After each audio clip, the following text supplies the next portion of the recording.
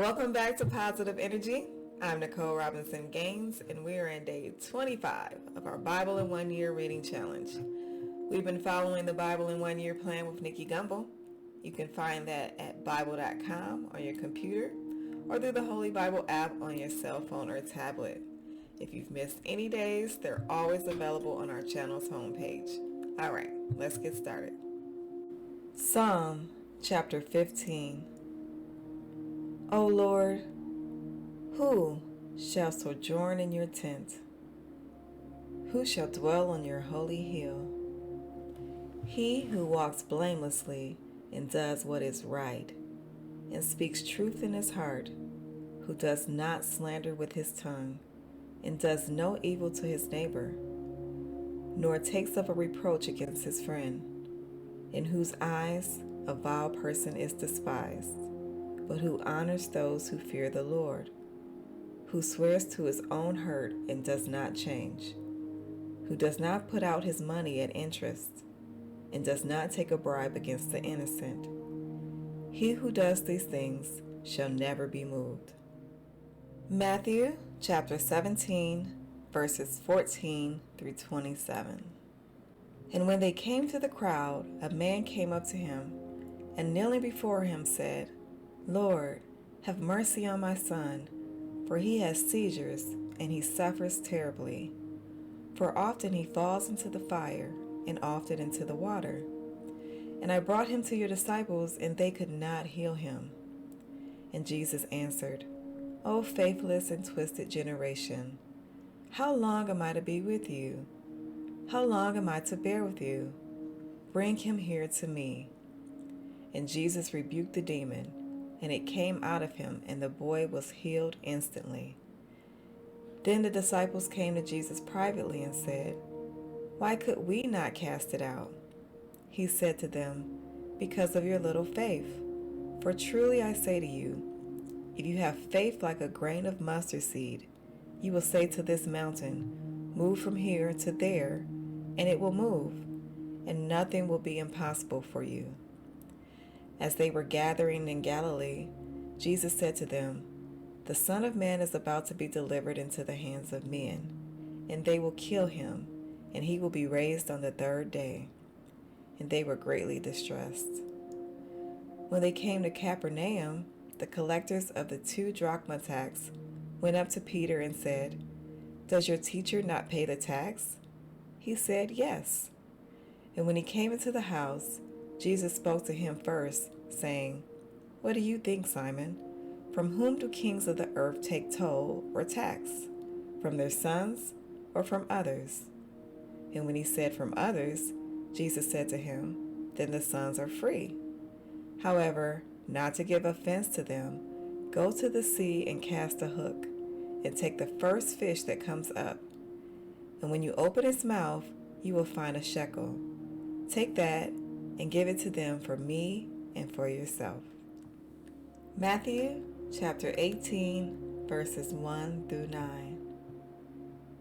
At that time, the disciples came to Jesus, saying, Who is the greatest in the kingdom of heaven?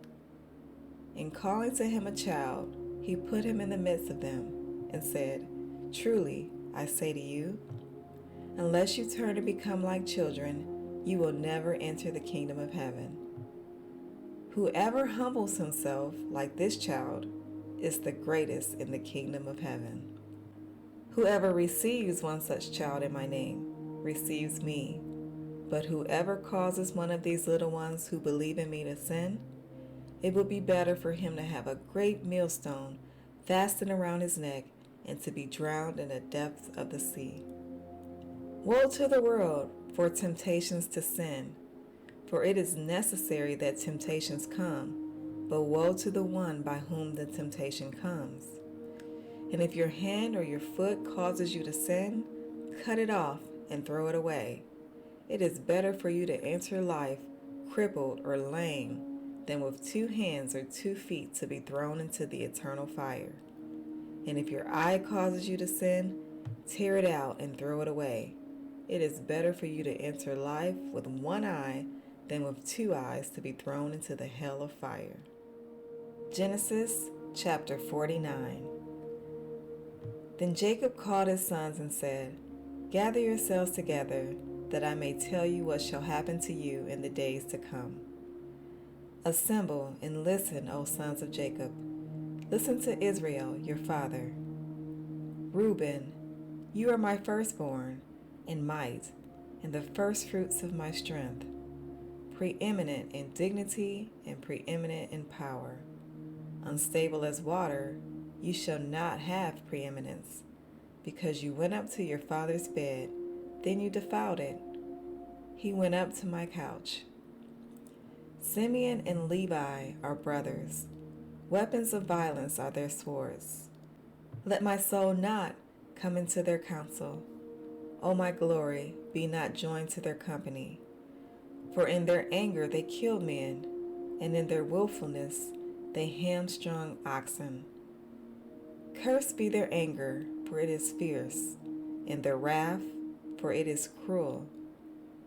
I will divide them in Jacob and scatter them in Israel. Judah, your brothers shall praise you. Your hand shall be on the neck of your enemies. Your father's sons shall bow down before you.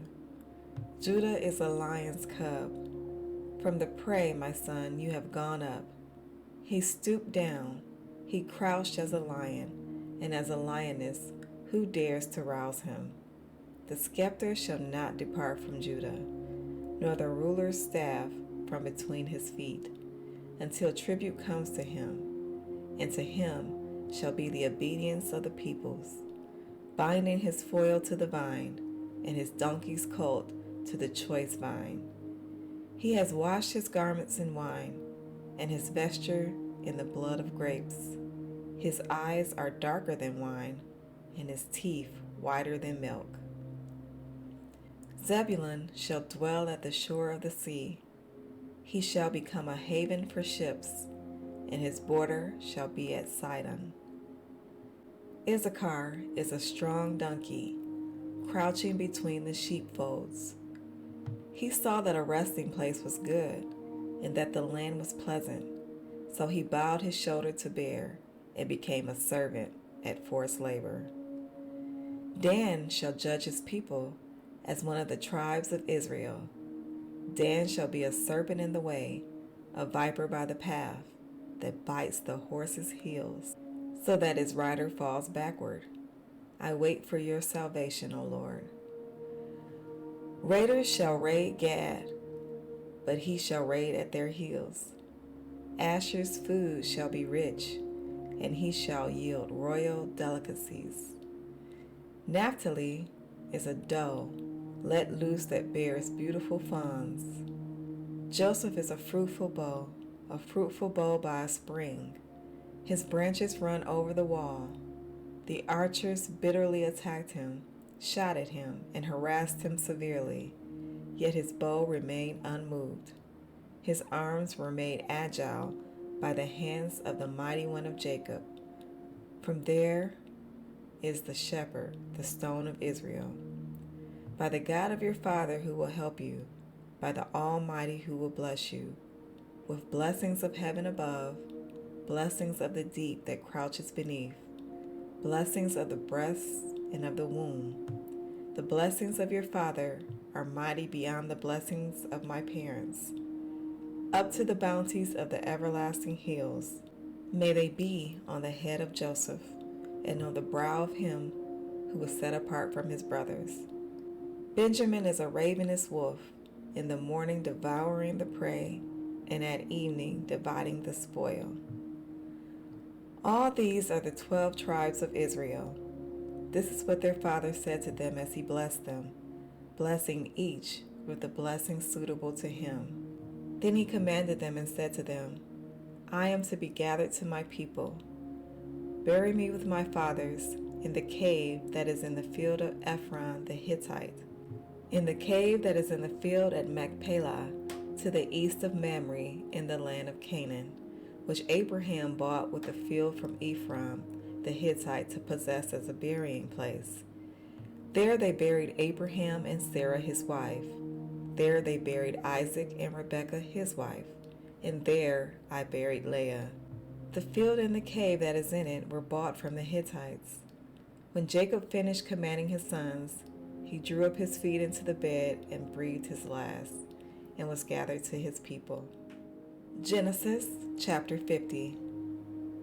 Then Joseph fell on his father's face and wept over him and kissed him. And Joseph commanded his servants, the physicians, to embalm his father. So the physicians embalmed Israel. 40 days were required for it, for that is how many are required for embalming. And the Egyptians wept for him 70 days. And when the days of weeping for him were past, Joseph spoke to the household of Pharaoh, saying, If now I have found favor in your eyes, please speak in the ears of Pharaoh, saying, My father made me swear, saying, I am about to die. In my tomb that I hewed out for myself in the land of Canaan, there you shall bury me. Now therefore, please let me go up and bury my father. Then I will return. And Pharaoh answered, Go up and bury your father, as he made you swear. So Joseph went up to bury his father. With him went up all the servants of Pharaoh, the elders of his household, and all the elders of the land of Egypt, as well as all the household of Joseph, his brothers, and his father's household. Only their children, their flocks, and their herds were left in the land of Goshen. And there went up with him both chariots and horsemen. It was a very great company. When they came to the threshing floor of Atad, which is beyond the Jordan, they lamented there with a great and grievous lamentation. And he made a mourning for his father 7 days. When the inhabitants of the land, the Canaanites, saw the mourning on the threshing floor of Atad, they said, This is a grievous mourning by the Egyptians. Therefore the place was named Abel Mizraim. It is beyond the Jordan. Thus his sons did for him as he had commanded them. For his sons carried him into the land of Canaan and buried him in the field of the cave at Machpelah, to the east of Mamre, which Abraham bought with the field from Ephron the Hittite to possess as a burying place. And after he had buried his father, Joseph returned to Egypt with his brothers and all who had gone up with him to bury his father. When Joseph's brothers saw that their father was dead, they said, It may be that Joseph will hate us and pay us back for all the evil that we did to him. So they sent a message to Joseph, saying, Your father gave this command before he died. Say to Joseph, Please forgive the transgression of your brothers and their sin, because they did evil to you. And now, please forgive the transgression of the servants of the God of your father. Joseph wept when they spoke to him. His brothers also came and fell down before him and said, Behold, we are your servants. But Joseph said to them, Do not fear, for am I in the place of God? As for you, you meant evil against me, but God meant it for good, to bring it about that many people should be kept alive as they are today. So do not fear, I will provide for you and your little ones.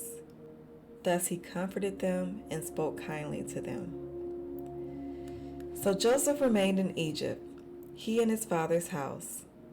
Joseph lived 110 years, and Joseph saw Ephraim's children of the third generation. The children also of Machir, the son of Manasseh, were counted as Joseph's own. And Joseph said to his brothers, I am about to die, but God will visit you and bring you up out of this land to the land that he swore to Abraham, to Isaac, and to Jacob. Then Joseph made the sons of Israel swear, saying, God will surely visit you, and you shall carry up my bones from here. So Joseph died being 110 years old. They embalmed him, and he was put in a coffin in Egypt. That is our Bible reading for today. Be sure to mark your progress on the lesson plan and read today's devotional. The devotional will help you to understand more of what we just read. As always, thank you for reading with me, and I'll see you tomorrow. Have a blessed day.